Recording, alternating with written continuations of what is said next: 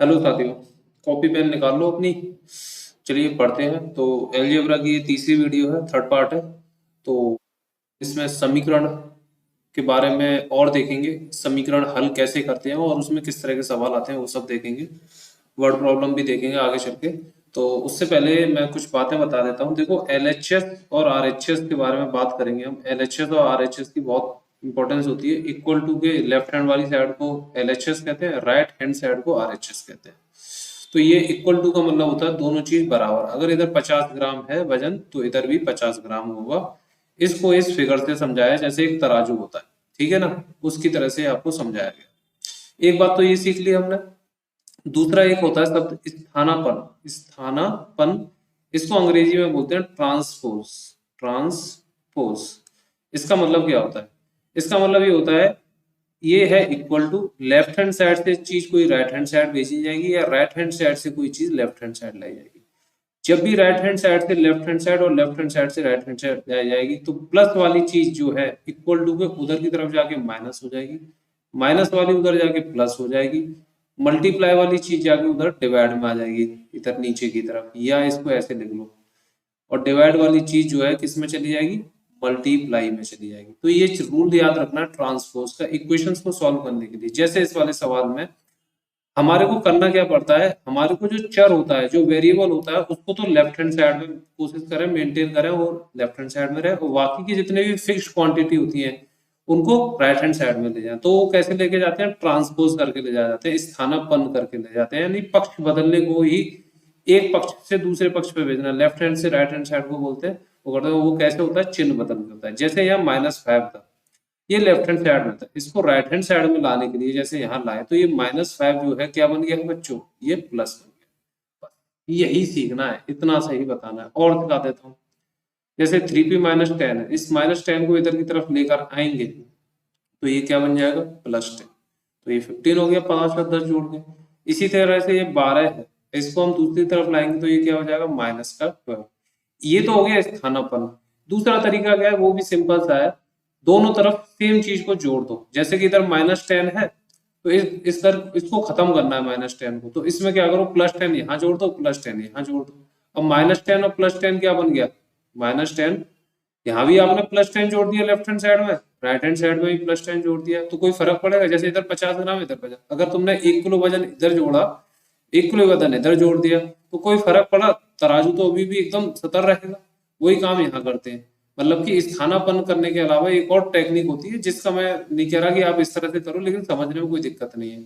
जैसे कि आपको ये -10 गायब करना है, क्योंकि तब तक इक्वेशन सॉल्व ही नहीं होगी, समीकरण सॉल्व नहीं होगा, क्योंकि चर की वैल्यू निकालनी है। तो ये एक तरफ सिर्फ हमारे पास चर रहना चाहिए। तो ये फिक्स्ड वैल्यू को हटाने के लिए, अगर ये -10 है तो अगर इसमें +10 जोड़ दूंगा तो ये 0 हो जाएगी। 0 हो जाएगी तो हट जाएगी। भाई अगर मैं इधर +10 जोड़ रहा हूँ तो राइट हैंड साइड में भी मुझे +10 जोड़ना चाहिए। तो इस तरह से दोनों तरफ सेम काम कर देते हैं। जैसे यहाँ 12 है, अब इसको हटाना है तो मैं यहाँ भी -12 कर देता हूँ, यहाँ भी -12 कर देता हूँ। कोई फर्क थोड़ी पड़ेगा, लेफ्ट हैंड साइड भी कर दिया, इधर भी कर दिया, जैसे मैंने यहाँ करा। तो 12 में से 12 गए तो 0, तो बचा 5x, और 27 में से 12 गए तो 15। वही चीज यहाँ आ रही है, वही चीज यहाँ आ रही है, सेम रिजल्ट है। आगे चलिए हम सवाल करते हैं। जैसे निम्न निकलो कथनों को समीकरण के रूप में लिखिए। x के तिगुने को 11 का योग 32 है। x के तिगुने और 11 का योग 32 है। x है उसका 3 गुना, ऐसे तो करेंगे 3 × x और 11 का योग, इनका योग हो गया प्लस जोड़ के, और 11 यानी 11 में 11 जोड़ देना, का योग कितना है? 32 है, 32। तो ये बना पाए हम समीकरण। ये क्या है? 3x, इसमें 11 जोड़ा, इन दोनों का योग कितना है? 32 है। तो ये कैसे सॉल्व होगा? अब ये 11 को ट्रांसपोज कर दो, स्थानापन्न कर दो, 32 - 11 कितना आएगा? बताओ बच्चों जल्दी से। 21। तो ये आया 3x। x की वैल्यू क्या आएगी? अब ये मल्टीप्लाई में 3 के संग, तो 3 को इधर भेजेंगे दूसरी तरफ तो किसमें आ जाएगा? डिवाइड। 3 बन जाए 3, 3 7 जा 21। तो कितना आ गया? x की वैल्यू कितनी आ गई? 7 आ गई। यहाँ पर हमने जो चर है उसकी वैल्यू निकाली, वो कितनी है? 7। दूसरा सवाल देखते हैं। यदि किसी संख्या के 6 गुने में से 5 घटाएं तो 7 प्राप्त होता है। कोई संख्या x मान ली, उसके 6 गुने में से 5 घटा देंगे तो कितना प्राप्त होगा? ये इक्वल टू का बताता है कि क्या मिलेगा आपको? क्या मिलेगा? 7 मिलेगा। यदि किसी संख्या के 6 गुने में से 5 घटाते हैं तो 7 मिलेगा, तो ये 6x है। तो ये -5 इधर जाएगा स्थानापन्न करके, तो माइनस वाली चीज प्लस हो जाएगी, 7 और 5 12, तो ये x इंटू 6 है, तो x की वैल्यू कितनी आएगी 12/6 यानी कि 2। ये भी सीख गए। तीसरा m का 1/4, m का 1/4 का मतलब मल्टीप्लाई होता है, m का 1/4 कितना है 1/4, 7 से 3 अधिक है। m का 1/4 है एक तरफ और एक तरफ है 7, ये दो चीज दे दी। अब ये कह रहा है ये जो m का 1/4 ये 3 अधिक है, क्या है 3 अधिक है m का 1/4 किन से 7 से, तो भाई 7 से ये 3 बड़ा है, अगर मुझे इक्वल टू का साइन लाना है तो दोनों तरफ बराबर करना है, ये बड़ा है ऑलरेडी कितना 3, किन से 7 से, तो 7 को अगर मैं 3 दे दूं तो दोनों ये इक्वल हो जाएंगे, नहीं समझे। ये कह रहा है m का 1/4 जो है वो बड़ा है 7 से। इस इक्वल टू, इस वाले साइन को, इनइक्वलिटी के साइन को, जो इनइक्वल है मतलब इक्वल नहीं है, इस साइन को इक्वल साइन में कन्वर्ट करने के लिए मुझे 3 किन को दे दूं, भाई ये ज्यादा है, इसके पास कम है, जिसके पास कम है उसको उतनी चीज दे दूं तो ये बराबर हो जाएगी, 3 मैंने इसको दे दिया, तो m का 1/4 अब बराबर हो गया, क्योंकि 7 के पास कितनी कमी थी 3 की, तो 3 7 को दे दिया। एक तरीका तो ये था, ये कर सकता था m के 1/4 में से 3 निकाल देता, कितना ज्यादा था 7 से, 3 ही तो ज्यादा था, 3 निकाल दिया, अब दोनों के दोनों क्या हो गए बराबर हो गए, 7 m/1/4 में से 3 निकाल दोगे तो इक्वल टू, या तो ये कर लो या ये कर लो, बात एक ही है। अब ये -3 है इधर, -3 उधर की तरफ जाएगा तो +3 हो जाएगा, आई बात समझ में। तो हमें इसको सॉल्व करते हैं, m के 1/4 जो है वो 7 से 3 अधिक है, तो 3 इसको दे दिया, तो ये कितना बन गया 10, ठीक है। तो यहाँ बना m/4 इक्वल टू 10, तो m की वैल्यू कितनी आ गई, ये डिवाइड में है, ये इधर जाएगा ट्रांसपोज होगी तो मल्टीप्लाई हो जाएगा, तो कितना आ जाएगा 40। आई बस में, ये वाला सवाल मैं आपको दे रहा हूँ होमवर्क करके, वीडियो को पॉज करिए, इस सवाल को तुरंत करिए, नहीं आता है चेक करना है तो चलो मैं करा ही देता हूँ इसको, थोड़ा सा बस इसे रफ कर देता हूँ, होमवर्क क्या करता हूँ, आप वीडियो पॉज करके सवाल को करिए, ठीक है। चलिए सवाल है ये, किसी संख्या के 1/3 में 5 जोड़ने पर 8 प्राप्त होता है, किसी संख्या को x मान लिया, उसके 1/3 में जोड़ दिया तो क्या प्राप्त हुआ यानी इक्वल टू का साइन लगाएंगे, x के 1/3 में 5 जोड़कर क्या मिल रहा है 8, तो ये x/3 हो गया, ये 8 है, ये प्लस इधर जाएगा तो माइनस का 5 हो जाएगा, तो कितना आएगा 3, और ये x/3, ये डिवाइड में ये इधर जाएगा, क्योंकि मुझे x की वैल्यू निकालनी है, 3 3 9, तो उत्तर क्या आ रहा है 9। चेक कर लेना बच्चों आप अपना, तो बहुत सीधे सीधे सवाल है, ट्रांसपोज करना आता ही है। 14, यहाँ p की वैल्यू 20/5, यहाँ 1 - 7, तो कितना आ जाएगा -6, तो n की वैल्यू कितनी आ जाएगी -6/3, तो 3 2 जा -2, ये 5 है। अब इस आपको सवाल करना हो, m की वैल्यू मुझे बताना कि आ रही है कितनी, वरना मुझसे पूछ लेना, कोई दिक्कत नहीं है। अब एक सवाल है ये आपके सामने, राजू के पिता की आयु, तो राजू की आयु के 3 गुने से 5 वर्ष अधिक है, तो ये हो गया राजू, और ये राजू के पापा, सीधे पापा लिख देता हूँ। राजू के पिता की आयु, राजू की आयु किनसे कंपैरिजन हो रहा है, कंपैरिजन हो रहा है राजू की आयु से, तो माना ऐसे लिखा करो, माना क्या है, ये तो हमें तेज करने, तो अपने मैं तुम्हें स्टेप बता दे रहा हूँ, माना राजू की आयु कितनी है x, तो उसके पापा की आयु कितनी होगी, आयु राजू के पिता की आयु राजू की आयु के 3 गुने से 5 वर्ष अधिक है, तो इसका 3 गुना कर दिया और इसमें 5 अधिक कर दिया, राजू की आयु का 3 गुना उससे 5 अधिक, राजू के पिता की आयु 44 वर्ष, और हमें बता दी ये कितनी के बराबर है 44, तो 3x की वैल्यु ये कितनी है 45, तो 3x + 5 इक्वल टू कितना 44। तो बताइए राजू की आय कितनी है, तो भाई इसमें सिंपल क्या करना है 5 को उधर भेजना है, 44 - 5, तो कितना आएगा बताओ बच्चों 39। अभी 3 मल्टीप्लाई में तो ये डिवाइड में चला जाएगा, 3 × 3 3 या 9, तो x की वैल्यू कितनी आ गई 13। आई बात समझ में, कितना सिंपल सवाल है। सवाल देखते हैं एक और, एक दुकानदार 2 प्रकार की पेटियों में आम बेचता है, ये पेटियां छोटी और बड़ी हैं, एक बड़ी पेटी में 8 छोटी पेटियों के बराबर आम और 4 खुले आम आते हैं, प्रत्येक छोटी पेटी में आमों की संख्या बताने वाला एक समीकरण बनाइए। दिया हुआ है कि एक बड़ी पेटी में आमों की संख्या 100 है। तो बच्चों ये सवाल कैसे करेंगे? इसमें देखो एक बड़ी पेटी है और एक छोटी है, ठीक है। ये बड़ी हो गई, ये छोटी हो गई। हिंदी पे मत जाना, राइटिंग थोड़ी सी गड़बड़ आ रही है। हाँ, बड़ी और छोटी पेटी है।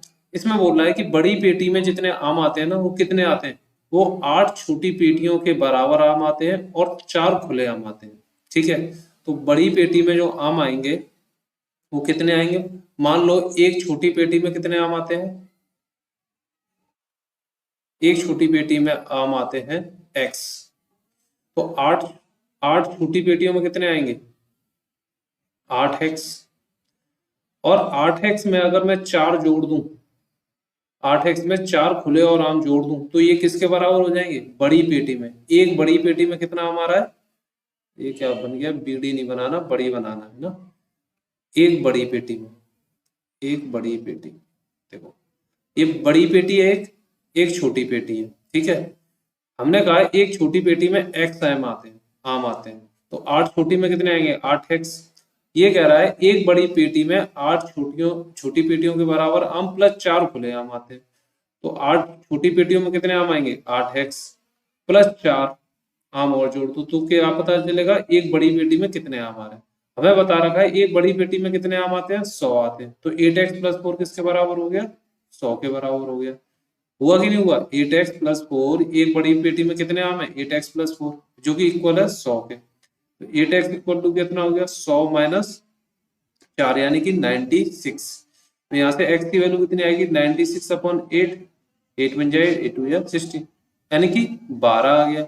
यानी कि एक छोटी पेटी में कितने आम है? x की वैल्यू कितनी आई? 12। एक छोटी पेटी में कितने आम आ गए? 12। हमसे पूछा प्रत्येक छोटी पेटी में आमों की संख्या बताने वाला एक समीकरण बनाइए, यानी वो तो समीकरण तो हमने बना दिया, लेकिन आम कितने आ रहे हैं छोटी पेटी में? 12 आ रहे हैं। तो हमारा आंसर कितना हो गया? 12 हो गया। आया समझ में? ठीक है, एक बार और देख लेना। आगे ये दे रखा है, ये आप खुद कर सकते हैं कौन सा समीकरण इसमें सही है। एक्स की वैल्यू यहाँ पर क्या रखेंगे? 0 है। एक्स की वैल्यू -3 रखेंगे, निकाल के देख लो। x प्लस 3 इक्वल टू 0 है, ये तो -3 आएगा। तो ये वाला ऑप्शन ठीक है, बाकी आप खुद कर लेना, सिंपल से सवाल है। यहाँ आपको सॉल्व करना है, ठीक है। जैसे कि ये वाला दे रखा है n प्लस 5 19 n 19 है। तो यहाँ अच्छा, इसमें पूछा है कौन सा समीकरण का हल सही है कि नहीं है। यहाँ समीकरण का हल आ रहा है 1। ये बात सही है कि नहीं? गलत बात है भाई। n की वैल्यू यहाँ कितनी आ रही है? 19 माइनस 5, जो कि होता है 14। 1 ना हो गए, यहाँ कितना होना चाहिए? 14 होना चाहिए n की वैल्यू। यहाँ 7n प्लस 5 दे रखा है 19, तो n की वैल्यू कितनी आएगी? 19 माइनस 5 यानी कि 14। तो n की वैल्यू कितनी आएगी? 2। यहाँ दे रखा है -2, जो कि गलत है, यहाँ होना चाहिए 2, ठीक है, +2। अब यहाँ है 7n प्लस 5 इक्वल टू 9, तो इसकी वैल्यू कितनी निकल कर आई थी? 2 आई थी, जो कि सही आई है। तो हमें बताना है किसका सॉल्यूशन सही है, किसका सॉल्यूशन गलत है। तो ये सवाल तीनों आपको खुद करने हैं, ठीक है। अगला, यहाँ भी कोई सिंपल है, 2 को इधर ले जाना है, स्थानांतरित करना है और ट्रांसपोज करके p की वैल्यू निकालनी है, इधर m की निकालनी है। इनके समीकरण बनाने, संख्याओं x और 4 का योग 9 है, तो x प्लस 4 इक्वल टू 9। इस तरह से आपको समीकरण बनाने, सारे समीकरण बनाने, याद रखना, कॉपी पे उतार लो और इनको जरूर बनाना। आगे देखते हैं हम सवाल। यहाँ से p की मैंने प्रैक्टिस के लिए और क्वेश्चन डाल दिए, तो आप इनको देख सकते हैं। यहाँ से p की वैल्यू कितनी आएगी ये सब आप निकालना है। 4 इधर जाएगा तो p की वैल्यू कितनी आ जाएगी? 11 आ जाएगी, इस तरह से। अब हम ये सवाल करते हैं, ये होती है वर्ड प्रॉब्लम, ये है मेन। तो इनको निकालते हैं। इरफान कहता है कि उसके पास परमीत के पास जितने कंचे हैं उनके 5 गुने से 7 अधिक है, और इरफान के पास 37 कंचे हैं। तो देखो, एक हो गया परमीत और एक हो गया इरफान। इरफान कहता है उसके पास कितने कंचे हैं? उसके पास कितने कंचे? जितने कंचे परमीत के पास है ना, मान लो परमीत के पास x कंचे हैं, तो उसके 7 गुने यानी 7x, नहीं, उसके पास जितने कंचे उनके 5 गुने से 7 अधिक है, यानी कि 7x नहीं, 5 गुना करो और इसमें 7 अधिक कर दो। इतने कंचे किसके पास? इरफान के पास। परमीत के पास जितने कंचे उसका 5 गुना प्लस 7 कंचे हैं किनके पास? इरफान के पास। और वो एक्चुअल में कितने हैं? 37। तो यानी कि 5x प्लस 7 कितना दे रखा है? 37 दे रखा है। तो 5x इधर दे रखा है तो 7 उधर जाएगा, 37 माइनस 7 तो कितना आएगा 30, और ये हो गया 5x। x की वैल्यू कितनी आ गई, 6 आ गई कि नहीं आ गई, आई बात समझ में। इस तरह से करना था। अच्छा इन्होंने कहा था आप m मानिए, मैंने x मान लिया, उससे कोई फर्क नहीं पड़ता, a से लेके z तक कुछ भी मान सकते हो।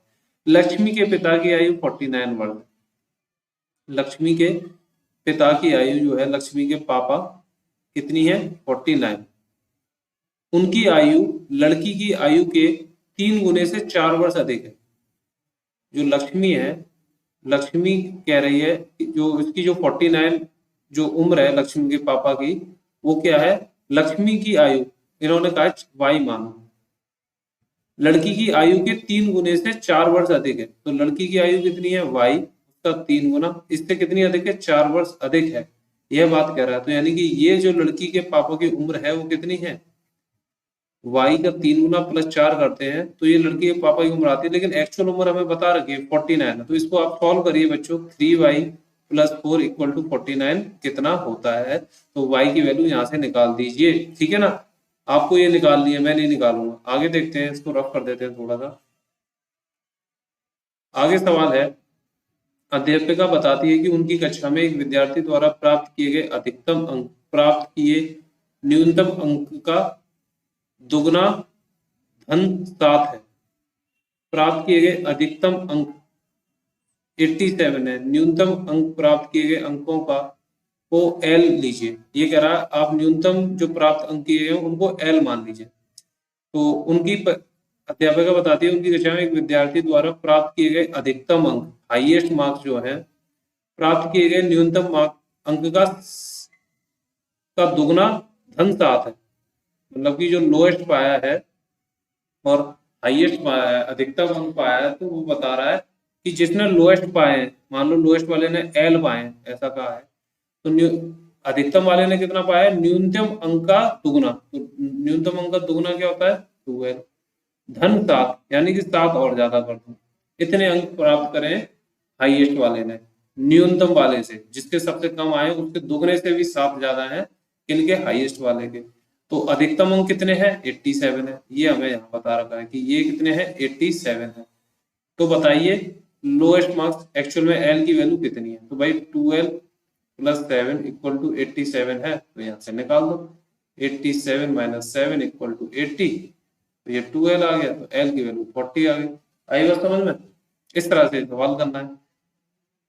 एक है एक समद्विबाही त्रिभुज में शीर्ष कोण प्रत्येक आधार, ये मैं आपको तब पढ़ाऊंगा जब ज्योमेट्री पढ़ा लूंगा। अगर आपने पढ़ रखी है तो ये सवाल खुद करिए, बहुत इजी होगा, ठीक है। ये सारे सवाल अब आपको खुद करने हैं, ये भी आपको करना है, ये भी आपको करना है, ये भी आपको करना है। यहाँ सारे सवाल स्क्रीन को रोक लीजिए, स्क्रीनशॉट लेके क्वेश्चनों को उतार के सभी सवालों को आप खुद करिए। यहाँ के भी सारे सवाल आप खुद करिए। एक सवाल मैं करा देता हूँ, जैसे कि ये वाला करा देता हूँ, जी वाला, 7m प्लस 19/2 इक्वल टू 13 दे रहा। तो आपको क्या करना है, जो चर है उसको एक तरफ और जो कांस्टेंट है फिक्स नंबर है उनको एक तरफ। ये मैंने आपको बताया। नीचे क्या ले लेते हैं एलसीएम, 1 और 2 का एलसीएम आएगा 2, 1 से डिवाइड देंगे 2 में, ठीक है, 1 से 2 में डिवाइड देंगे तो 2 बार जाएगा, तो 2 का मल्टीप्लाई करेंगे 13 से तो 26, 2 से डिवाइड देंगे 2 में तो 1 बार जाएगा, और 1 का मल्टीप्लाई 19 से करेंगे तो आया 19, 26 में से 19 गया तो बचा कितना 7/2, ठीक है। और यहाँ भी क्या है 7m, तो 7m इज इक्वल टू 7/2। अभी देखो हम इस 7 को 7 से डायरेक्ट काट सकते हैं, तो m की वैल्यू कितनी आएगी 1/2।